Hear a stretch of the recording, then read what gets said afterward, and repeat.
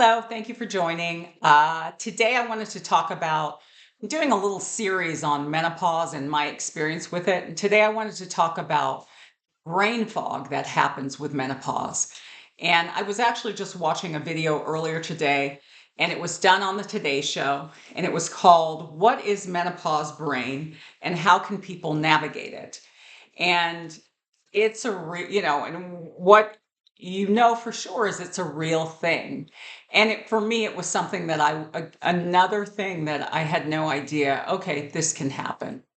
By the way, I'm Beverly, and this channel is dedicated to Black and Brown women who are interested in a better health of mind and body, that sort of thing. I'm a lifelong exerciser and a health enthusiast. And so if you're over 40 and perimenopausal or menopausal like I am, this is a space for us. It's hopefully a space where you feel heard and we can give each other information that we have and you feel welcome. And if you haven't already, if you would please subscribe and hit the like button and the notification bell so that you're notified whenever I do a new video, that would be great. Yeah, so this brain fog, it's a common thing that happens to a lot of us. I'm trying to set up this so that my head's not cut off. Anyway, so it's a common thing, I guess, that happens, but I was unaware of. So that when I got into menopause, what I talked about in the other video was definitely this emotional turmoil that I went through, this emotional roller coaster. But in addition to that, I just couldn't remember anything. My brain just felt like so slow. I nothing seemed accessible to me, not quickly accessible. There was this sludge sort of in my brain. And my understanding is when you go through menopause, estrogen level drops, and that can affect your memory. That can cause this sort of fogginess in your brain. And I remember thinking, okay, am I losing my mind because I can't remember anything? Excuse me. It was a sneeze. And I can't remember anything. And it really was apparent in my job as well. Like if I didn't write it down, I was going to forget it. And in addition to this kind of fogginess, what it created was this just overwhelm because I'd be thinking, I can't remember anything. And so that has this effect where you start kind of spiraling because you feel like, okay, I'm losing it.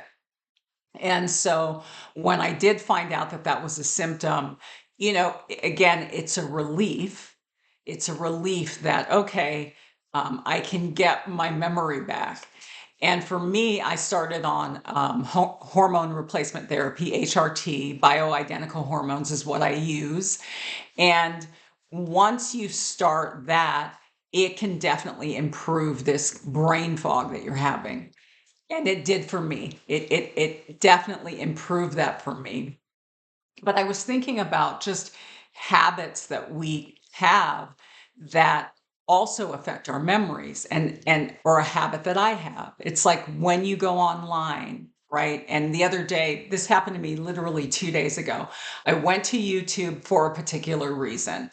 And as you know, when you go to YouTube or Instagram or TikTok or anything like that, when you get on there, there are all these other pages and all these other shiny things that it shows you. So I'd gone on there for a particular reason. I clicked on that. And then, of course, I see, oh, look at this over here. So I clicked on that. And, oh, look at this over here. And I clicked on that. And, oh, this one. Oh, I clicked on that. And then, after I looked at that last video, and I wasn't even necessarily, they weren't even necessarily long, or I wasn't necessarily watching the whole thing. I was like, what did I come on here for? Right. And then I went to my history. Right. So I thought, let me just go to my history because I don't even now remember why I got here. And when I looked at it, I could see that in a succession of like 5 minutes, I had literally clicked on like 5 different links.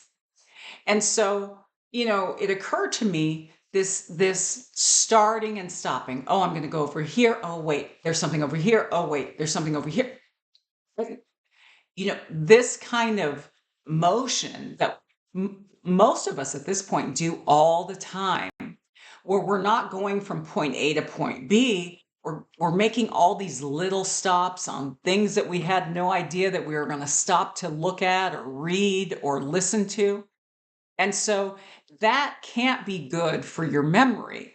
That can't be good for your brain because it's all these start stops, which I think would form this sort of, this is at least my take on it, right? It forms this sort of traffic in your brain. It's not a through line. It's all this other noise that's in there. So it would stand to reason that there are certain things that you're just not going to remember because we've jam packed so much in there. And it's also just bits and pieces of things. Oftentimes it's not a full thought. We don't follow it all the way through. And so I was thinking, what can, I do so that I help that? And so, one of the things I'm going to make an effort to do to help my memory and to help, just keep everything intact is to kind of follow through with something. So when I go online, if I'm going online to look something up, or if I'm going online to pay something, or if I'm going online to respond to an email, that I do that thing, right? That I'm not distracted by all the shiny things, that I do that thing and give my brain a chance to go all the way through a particular motion, a particular thought, that I finish it before moving on to the next thing. And it's really the way that we used to operate before, all of this technology made everything available to us at once. And again, I'm not a doctor. I have not studied the brain or anything like that, but I can't imagine that any of this is good for your cognitive ability, for your thinking or for your memory or any of it. So, and then the other piece of it I was thinking was the whole emotional aspect to clicking on all these things. So if you're clicking on things that are negative, right? And then again, the algorithm is going to give you more of the same. And then you click on this thing over here, and then this negative thing over here, and then this negative thing. It's why I don't even I haven't post-election. I don't even look at the news. I can't do it. And I'm not a head in the sand type of person, but right now my head's in the sand as it relates to politics because I know it's a disaster right now. And so even though I know it peripherally, but I'm not like reading things specifically. And that at least helps me be able to get through it.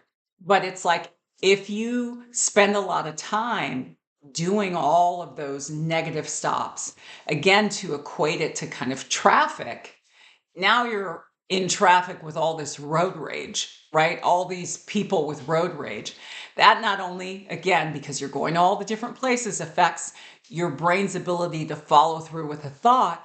Now we're kind of overloading ourselves with this negative stuff that affects our emotional well-being, our mental well-being.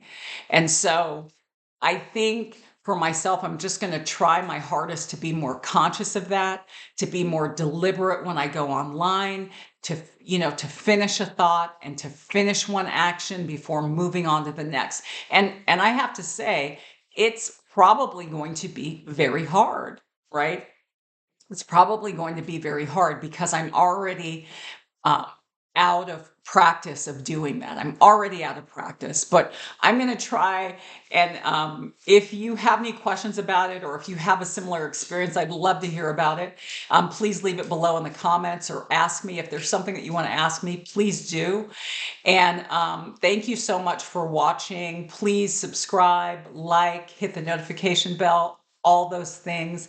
And thanks so much for spending time with me and listening. And until next time, please take it easy.